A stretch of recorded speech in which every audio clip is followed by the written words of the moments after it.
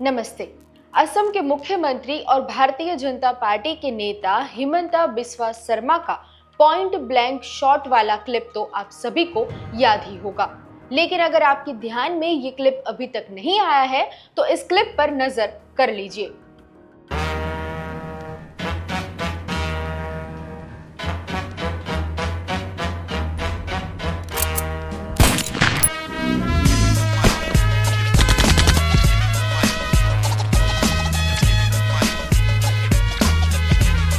ये AI clip Bhajpa Assam के handle से पोस्ट की गई थी। हालांकि बाद में इस पोस्ट को लेकर हुए हंगामे के चलते इसे डिलीट कर दिया गया था। हंगामे की वजह मुस्लिम समुदाय के भेष में खड़े दो लोगों पर बंदूक तान रहे हिमंता बिस्वा शर्मा है। इसी के चलते एक्टिविस्ट हर्ष मंदर ने शिकायत दर्ज कराई थी, जिसके बाद हिमंता बिस्वा शर्मा ने सफाई दी कि वो बांग्लादेश के अवैध घुसपैठियों पर निशाना साध रहे थे। पॉइंट ब्लैंक शॉट वीडियो को लेकर भारतीय जनता पार्टी की ओर से कोई बयान सामने नहीं आया था, लेकिन असम के मुख्यमंत्री इस क्लिप को लेकर मीडिया इंटरव्यू के दौरान बार बार ये कहते हुए नजर आए कि वो ये क्लिप एक बार करेक्शन करके दोबारा पोस्ट करेंगे, जिसमें ये साफ होगा कि उनके निशाने पर बांग्लादेशी लोग थे। 12 मार्च को आज तक चैनल के पंचायत में हिमंता ने यही कहा। अच्छा, वापस उस टॉपिक पर आ रही हूँ क्योंकि कौशिक आगे बढ़ गए थे, लेकिन ये जो मियां मुस्लिम वाला है उस पर हाई कोर्ट ने भी टिप्पणी की। असदुद्दीन अवैसी आप पे तलवार खींच रहे हैं। किसी ने कोई टिप्पणी नहीं किया मेरा। वो कह रहे हैं कि आप मतलब लोगों के साथ ना नहीं। कोई हाई कोर्ट, कोई सुप्रीम कोर्ट, किसी ने मेरा ऊपर टिप्पणी नहीं किया। बिकॉज मैं जो बोलता हूँ, मैं भी एडवोकेट हूँ। मैं हमेशा लीगली और कॉन्स्टिट्यूशनली करेक्ट होता हूँ। पॉलिटिकली करेक्ट इनकरेक्ट डिफरेंट बात है, लेकिन लीगली मैं करेक्ट होता हूं। और जो आप फोटो का बात हुए तो हमारा बीजेपी का हैंडल से इसका पब्लिश किया गया। आपने प्रीएम्प्ट कर लिया मेरा सवाल। नहीं, दर्शकों को बता तो दें, मैंने एआई वीडियो था। ये वीडियो बनाने वाला ठीक था, एक सब जोड़ देना सही था। क्या उसमें सामने बांग्लादेशी लिख देना सही था, बाकी सब ठीक ठाक था। पर आप उनको भी गोली थोड़ी मारिएगा, आप तो सीएम हैं। अरे अगर मैं गोली क्या हो, गोली का मतलब गोली तो फिजिकल गोली नहीं होते हैं, लेकिन एज ए आसाम तो बंदूक दिखाया एज ए बंदूक है। और रबर बुलेट भी हो सकता है। असम का बॉर्डर में बांग्लादेशी ना आए, असम सीएम को तो गोली मारना ही पड़ेगा सिंबॉलिकली। सिंबॉलिक था वो। नहीं तो आप खोल देगा क्या? तो डिलीट क्यों किया? डिलीट क्यों किया? उसमें बांग्लादेशी सब नहीं लिखा गया, तो कॉन्स्टिट्यूशनली और रॉन्ग है, लीगली और रॉन्ग है। लेकिन अगले बार हम करेक्ट करके फिर अपलोड कर दूंगा। फिर करेंगे। हाँ।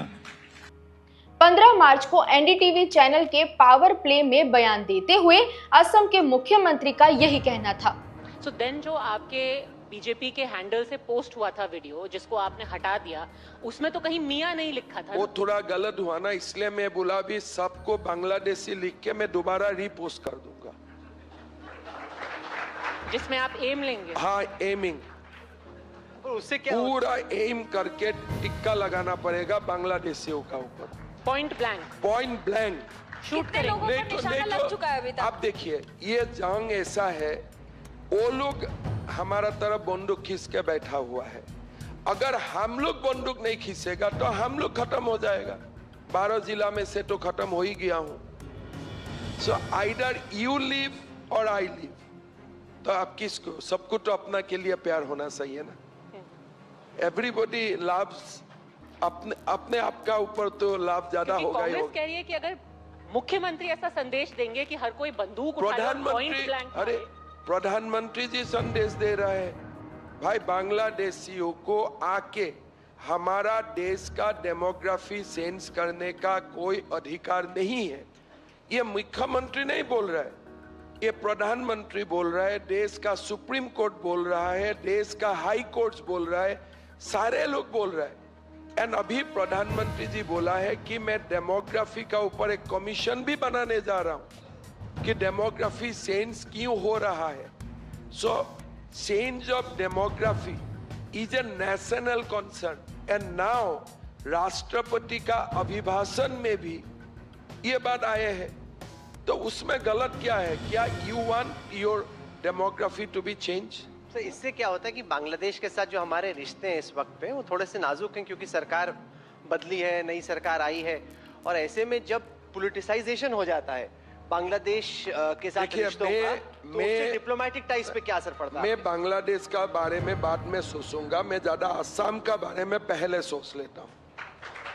ये मेरा काम नहीं है, क्या डिप्लोमेटिक फॉल आउट होगा नहीं होगा, ये मेरा काम नहीं है। मेरा काम है असम का जियोग्राफी में बांग्लादेशी नहीं आए, गोली मत मारो, रबर बुलेट तो कम से कम मार दो, बुलेट मत मारो। हेमंत दा, जब 5 साल इतना अच्छा काम और ये किया है, बंदूक होता है ना, पुलिस का आजकल ज्यादातर बंदूक में रबर बुलेट ही रहता है।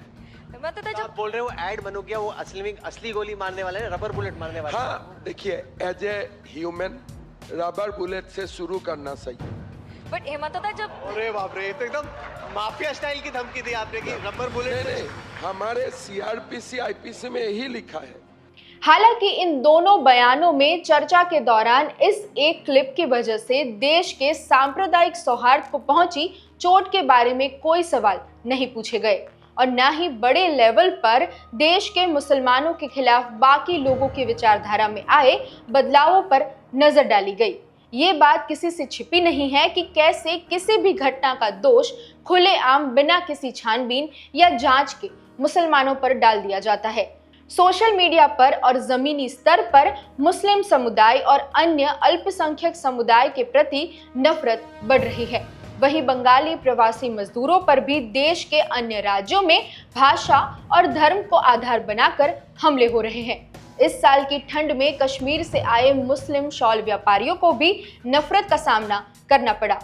सवाल यहाँ सिर्फ इतना है कि मुस्लिम समुदाय के प्रति घृणा पैदा करने के लिए क्या ऐसे ही नफरती पोस्ट या फिर भाषण जिम्मेदार नहीं है?